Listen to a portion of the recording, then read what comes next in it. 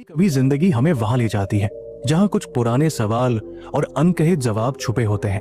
एक बार की बात है, एक लड़का 11 साल का, शांत सा, बहुत सोचने वाला आरव अपने माता पिता के साथ एक छोटे से गांव में रहता था।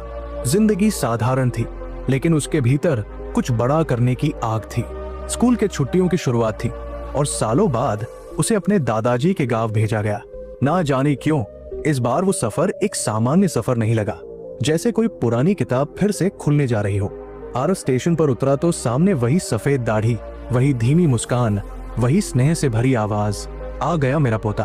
फिर आरव दादाजी के साथ अपने गांव गया। गांव में कुछ दिन बीते, पुराने पेड़, मिट्टी की सौंधी खुशबू, दादाजी की कहानियां।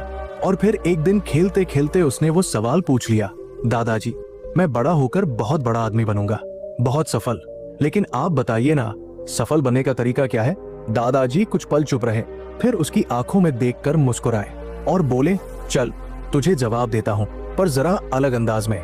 वे उसे गांव की एक पुरानी पौधों की नर्सरी में ले गए, जहाँ छोटे छोटे पौधे रखे थे, कुछ हरे, कुछ सूखे, कुछ झुके हुए पौधे थे। उन्होंने 2 छोटे पौधे लिए, लगभग एक जैसे, घर लौटे और उनमें से एक को एक बड़े गमले में घर के अंदर रखा और दूसरे को बाहर आंगन में लगा दिया, खुले आकाश के नीचे, जहां धूप, बारिश, कीड़े, जानवर, हर चीज का सामना था। दादाजी ने कहा, जब तक हो बेटा दोनों को एक जैसा पानी देना, पर ध्यान देना इनकी जिंदगी कैसी होती है।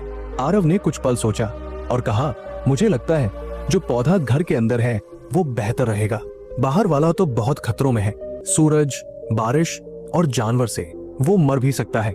दादाजी मुस्कुराए और बोले, नहीं नहीं, दिखाऊंगा तुझे कुछ साल बाद।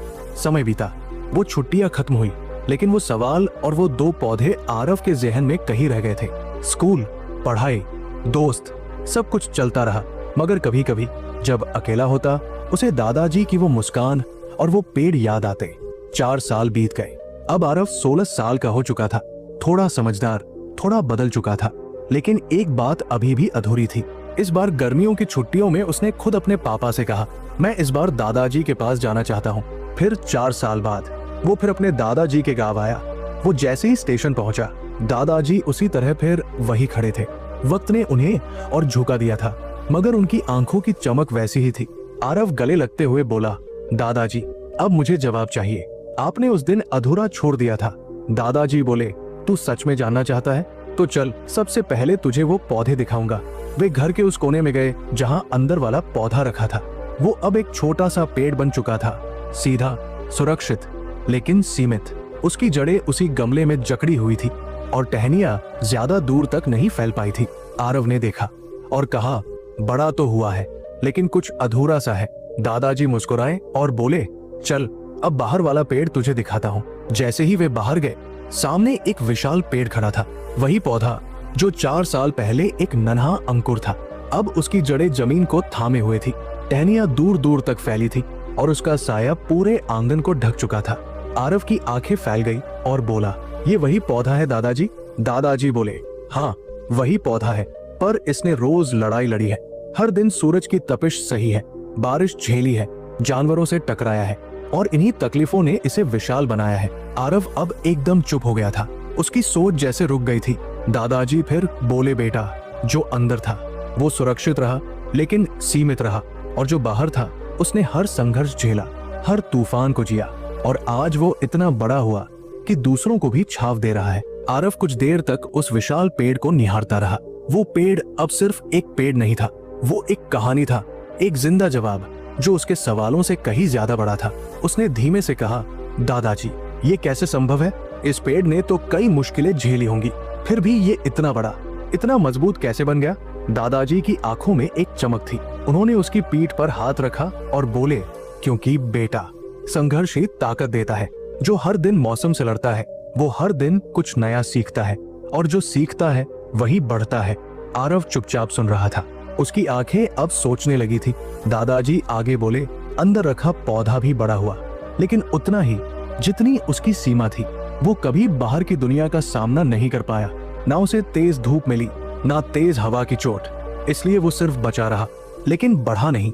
लेकिन जो बाहर था उसने हर ठोकर को, हर तूफान को, हर कठिनाई को अपने हिस्से की मिट्टी बना लिया और उसी से उसने खुद को सींचा। आरव की आंखें उस विशाल पेड़ की शाखाओं पर टिक गई जो अब हवा में झूम रही थी, मानो कह रही हो, मैं इसलिए नहीं बढ़ा क्योंकि मुझे बचाया गया, मैं इसलिए बड़ा हुआ क्योंकि मैंने हर मार झेली। दादाजी फिर बोले, बेटा जिंदगी भी इसी तरह है। अगर तू हमेशा आरामदायक हालात में रहना चाहेगा तो तू खुद को कभी नहीं जान पाएगा। तू सिर्फ वही बनेगा जो तुझसे दुनिया चाहेगी। लेकिन अगर तू संघर्षों को अपनाएगा तो तू वो बनेगा जो तेरे अंदर छुपा हुआ है। आरव ने धीरे से पूछा, दादाजी मतलब अगर मैं हमेशा आसान रास्ता चुनूंगा तो मैं खुद को छोटा ही रखूंगा? दादाजी ने तुरंत कहा, बिल्कुल, आसान रास्ता तुझे सुरक्षित तो रखेगा लेकिन मजबूत नहीं बनाएगा। मुश्किलें तुझे डराएंगी लेकिन अगर तू उनसे भागेगा नहीं तो तू हर दिन खुद को पहले से बेहतर पाएगा। क्योंकि जो इंसान संघर्ष से डरता है वो बस जिंदा रहता है, लेकिन जो उससे लड़ता है वही असली मायनों में जीता है। आरव अब खुद को रोक नहीं पाया। उसने आगे बढ़कर उस पेड़ के तने को छू लिया। उसकी छाल खुरदरी थी लेकिन उसमें शक्ति थी, उसमें कहानी थी, उसमें वक्त बसा हुआ था। उसने आंखें बंद कर ली और एक लंबी सांस ली, जैसे उसने वो सब कुछ अपने अंदर भर लिया हो जो वो इतने सालों से खोज रहा था। फिर उसने दादाजी की तरफ देखा और कहा, दादाजी अब मुझे समझ आ गया है, अगर मैं सिर्फ आसान रास्ते चुनूंगा तो मैं भी उस गमले वाले पौधे जैसा ही बनूंगा। लेकिन अगर मैं हर दर्द, हर ठोकर, हर तूफान को स्वीकार करूंगा तो मैं भी एक दिन इतना बड़ा बनूंगा कि लोग मेरी छाव में सुकून पाएंगे।